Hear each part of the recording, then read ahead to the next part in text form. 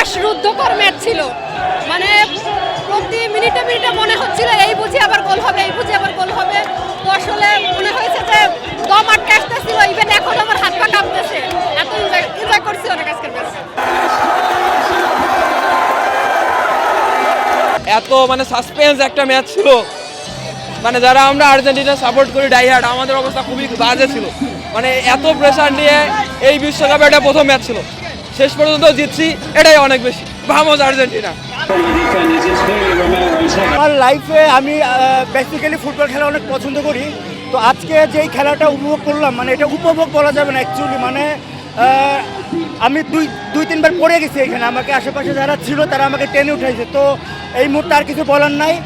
আজকে কোভার্টে যেই খেলাটা দেখিয়েছে বেসিক্যালি মানে মানে কি বলবো, মানে জাস্ট অস্থির খেলা। সত্যি কথা বলতে আমি হাফ টাইম দেখছি আমাদের ভার্সিটিতে, দেখার পরে এদিকে আসছি যে টিম ছোটই, বড় কোনো নাম ওই টিম না, আসছি যে হয়তো আর একটা গোল দিবে, আমরা সেলিব্রেশন করতে করতে বসে যাবো। কিন্তু এদিকে এসে যে পরিস্থিতি হয়েছে, আমি লাস্ট মানে 115 থেকে 120 মিনিট আমি খেলাই দেখিনি।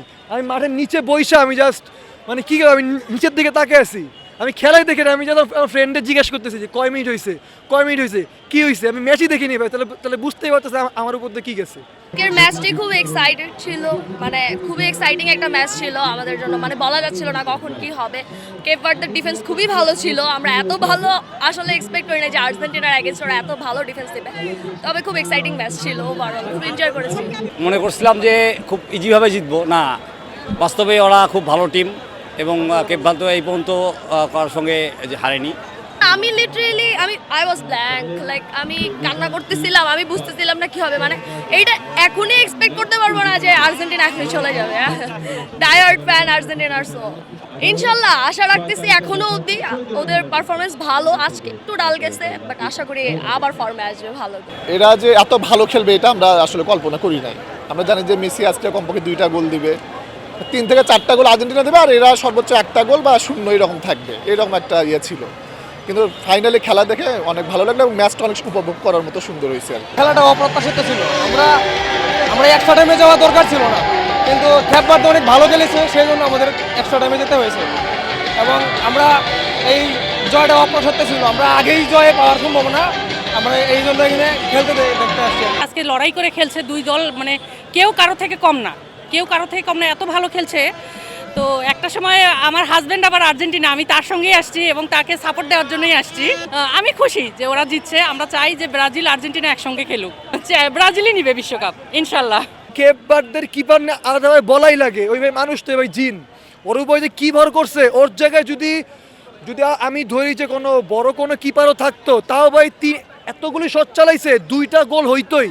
কিন্তু ওই ভাই কী খেয়ে আসছে, আপনি একটা ফ্রি কিক আমি আপনাদের বলি, ও একটা বার ধইরা এক সাইডের বার ধইরা দাঁড়ায় আছে, মেসি ওই মোমেন্টে আরেক পাশে বল চালাইছে, ওই লাগলো কি হুট করে আইসা সেফ দিয়ে দিল ভাই। এই সেভ আমি মানতে পারতেছেন, এখনও মানতে পারতেছেন ওইটা কীভাবে সেভ দিল।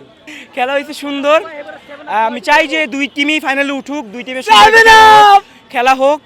এখন দেখা যাক কি হয়। আর তো পরশুদিন আপনার হচ্ছে ব্রাজিলের খেলা। সব থেকে বেশি ভালো ছিল রোমেরোর গোলটা, যেটা 111 মিনিটে হয়েছে আর কি, 3 নম্বর গোলটা, ওইটাই আসলে মানে ম্যাচের একদম টার্নিং মোমেন্ট ছিল, এবং এটাই আমাদের সবচেয়ে ভালো লাগছে। আগে থেকে আমরা জানি যে আর্জেন্টিনা জিতবে।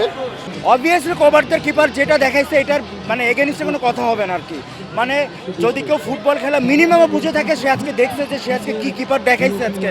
মানে আমি বেসিক্যালি আর্জেন্টিনার সাপোর্টার, আর্জেন্টিনার এগেনস্টে যে কিপারটা দেখিয়েছে এই জন্য বলছি না।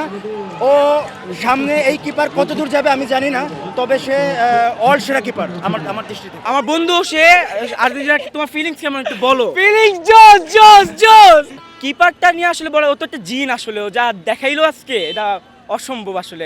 16-এ যদি আমরা উইন করি, আর্জেন্টিনা উইন করে, তাহলে তো কোয়ার্টার বা সেমিতে মুখোমুখি হওয়ার সময় মোটামুটি একই লাইনে আছে আর কি, হয়ে যাবে ইনশাল্লাহ। সত্যি কথা বলতে গেলে কেপ ভার্দের যে সেকেন্ড গোলটা, ওইটা আমার কাছে অনেক ভালো লাগছে ভাই। ডিবক্সের একদম কর্নারের থেকে যে গোলটা হয়েছে, ওইটা কোনো গোলকিপারের ধরার সাধ্য ছিল না, ওইটা অনেক ভালো একটা গোল হয়েছে।